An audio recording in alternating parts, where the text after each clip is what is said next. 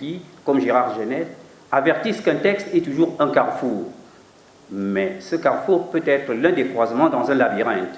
Et ceux qui s'occupent des aventures de l'inconscient diront qu'il est un symptôme. Les déconstructionnistes viendront pour expliquer que le sens que nous croyons trouver dans un texte qui semble si évident n'est qu'un leurre.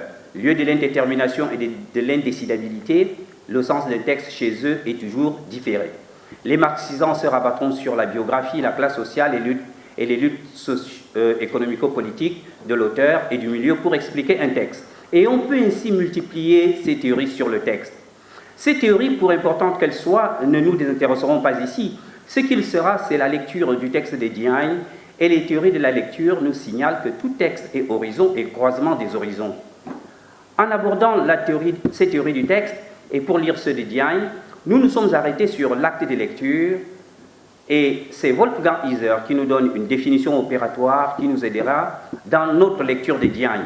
Je cite Iser, « Le texte apparaît comme un processus, car il ne peut être fixé ni par le regard que l'auteur porte sur le monde, ni par les actes de sélection et de combinaison, ni par les processus de formation des sens qui ont lieu au cours de l'élaboration.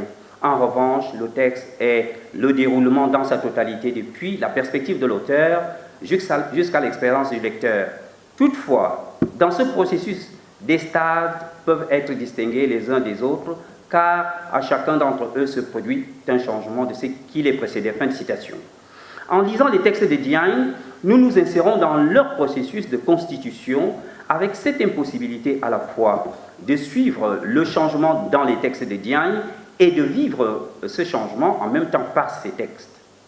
Passer d'une lecture des changements dans les textes à une traduction de ce changement dans nos vies est un itinéraire difficile, car parsemé d'embûches. Pour lire Diagne, nous aurons donc deux difficultés que nous avions sélectionnées de manière arbitraire.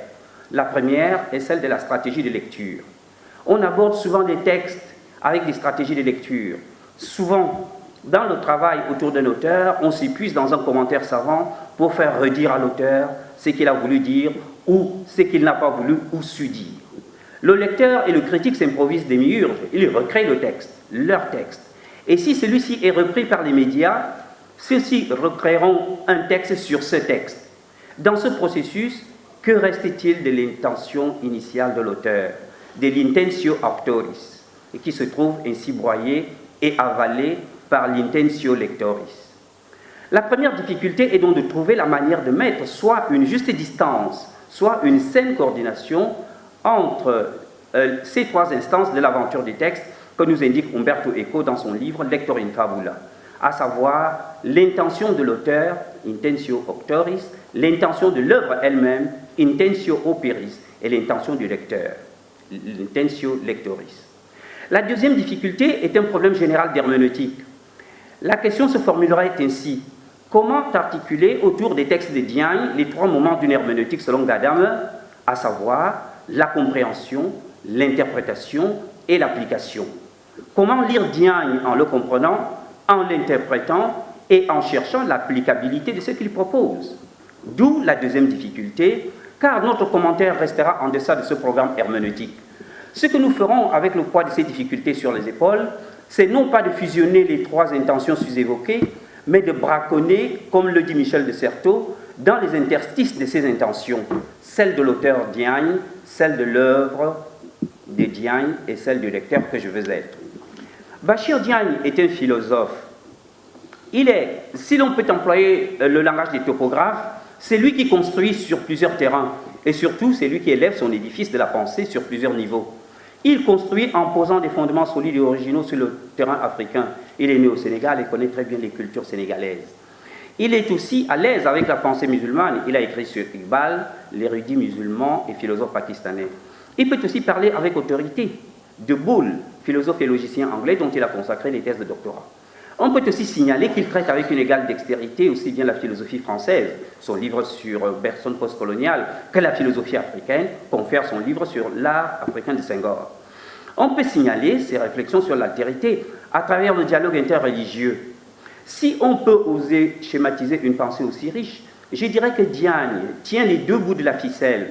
D'une part, sa pensée a le sens de l'urgence, c'est-à-dire réfléchir tous les problèmes d'une histoire africaine aux prises avec de multiples défis, mais aussi le sens de la transformation profonde de l'expérience humaine dans la durée et le long terme.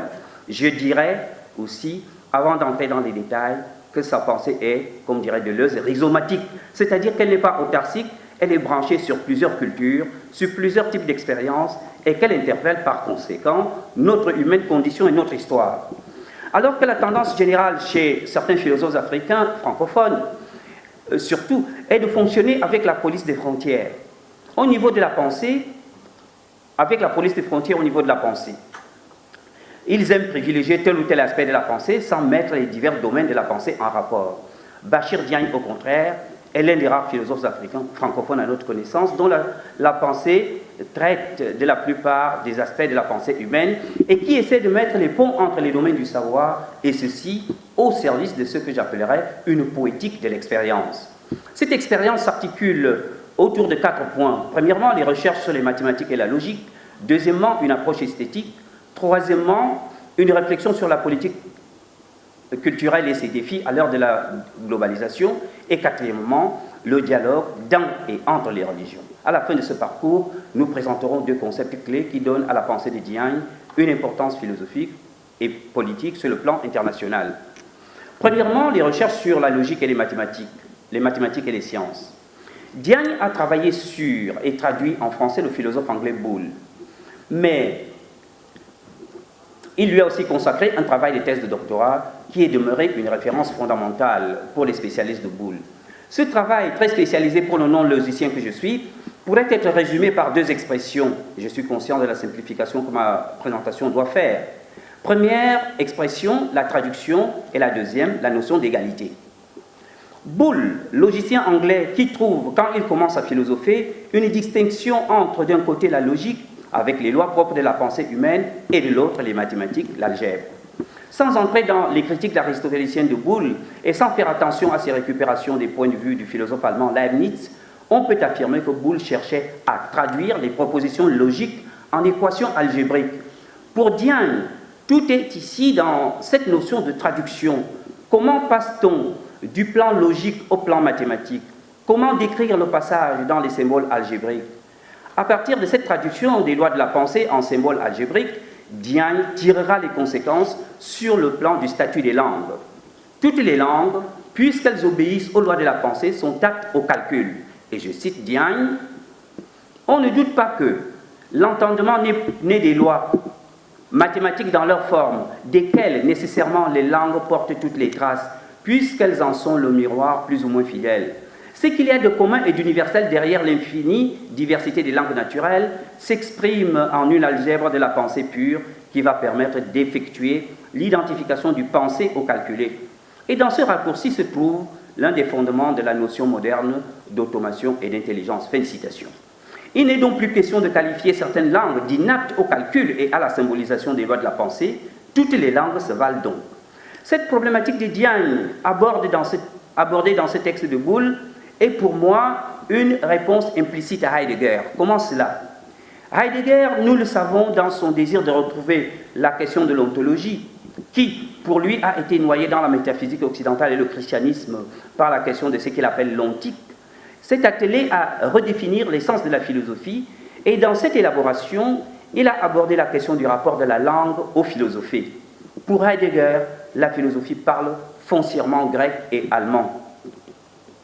Les autres langues, le latin par exemple, sont incapables d'exprimer l'essence de la philosophie. Ils mettent en question le caractère artificiel des notions de philosophie que les latins ont cru traduire. Et voici les principales. Aletheia, qui s'est transformé en veritas, physis en natura, etc. Alors il le disait dans son cours sur Schelling en 1936. Mais peu avant sa mort, en 1976, il donna une interview, la fameuse interview dans le journal Der Spiegel, où il réaffirma qu'on ne peut évidemment pas philosopher en utilisant la langue française. Et je cite Heidegger. Je pense à la relation interne très particulière entre la langue allemande et la langue et la pensée des Grecs. Cela m'a été encore confirmé récemment par les Français. Quand ils commencent à philosopher, ils parlent allemand. Ils insistent sur le fait qu'ils ne pourraient pas faire passer leur pensée à travers leur propre langue. Fin de citation. Cette hiérarchisation heideggerienne des langues, quant à leur statut devant les opérations de la pensée, semble trouver une critique dans cette étude des Diagne sur l'universalité des lois de la pensée. Ensuite, il y a l'approche esthétique de Bachir Diagne. La pensée esthétique de Diagne est systématisée dans son ouvrage, qui est un commentaire de la philosophie de l'art chez Senghor. Il s'agit, pour lui, de prendre le contre-pied des théories qui ont cru que la pensée senghorienne est essentialiste et fermée dans une africanitude close sur elle-même. L'horizon de cette enquête est de trouver chez Senghor une pensée qui puisse être une source d'inspiration dans la création artistique et philosophique en Afrique. Diagne met en valeur deux grandes idées qui permettent de comprendre la trajectoire esthétique de Senghor, la notion de rythme et celle d'hybridité. Avant de le faire, Diagne propose, après examen critique, de dépasser la critique rapide et idéologique qui a été adressée à la pensée de Senghor. S'agissant du rythme, après avoir donné les différents sens utilisés par Senghor et les penseurs comme Placide Tempels, le franciscain belge qui a écrit la philosophie bantoue, Diagne nous décrit ce que je nommerais une attitude rythmique de l'existence. Autrement dit, le rythme n'est pas uniquement perceptible et analysable dans la vie de l'objet d'art, mais surtout dans la vie des sujets qui créent et le reçoivent. Alors, je dois abréger mon... le troisième axe de la réflexion des Diagne, c'est sur le défi et qu'il porte sur les cultures. Sur le défi que nous apportent les cultures actuelles, Diagne critique justement l'enfermement culturel. Et il a une pensée écologique dans un article intitulé « Let the earth be the whole », laisser que la terre soit une. Et là, il fait justement une critique de la pensée instrumentale qui utilise notre nature. Donc, c'est une pensée hospitalière. Deuxième axe de sa pensée, c'est une poétique de l'expérience. Je prends l'expérience ici au double sens que l'utilisent les Allemands, Erfahrung, l'expérience reçue. Diagne travaille justement sur la culture reçue de l'islam, mais aussi l'expérience vécue. Il y a un texte très intéressant sur le XXe siècle qui a été publié par l'UNESCO, où Diagne parle justement de la notion de futur et des incertitudes. Il y a aussi le fait que Diagne soit un penseur des transactions et des traductions, et je conclurai par là. Comment arriverait-on aujourd'hui à servir la paix tout en ne sacrifiant pas la connaissance? Comment lierait-on la connaissance à la promesse de bonheur? Comment arriverait-on à conjuguer ce qui est en commun au moment où chaque personne est limitée par sa grammaire locale et par les pesanteurs liés à l'histoire et à la géographie? Comment dépasserait-on les narcissismes sociaux et les petites connivences de façade que renforcent les virtualisations multiples des réseaux électroniques? Comment reposerait-on la question des critères qui délimitent et jugent les différents? À quelles conditions accueillir, traduire et réinventer la relation à soi, à l'autre et aux institutions? Diagne nous propose, pour répondre à cette question, des transactions et des traductions. Transactions avec ce qui est à venir. Diagne réfléchit sur la prospective. Transactions avec l'humanité à venir. Diagne nous offre une réflexion sur le post-humain.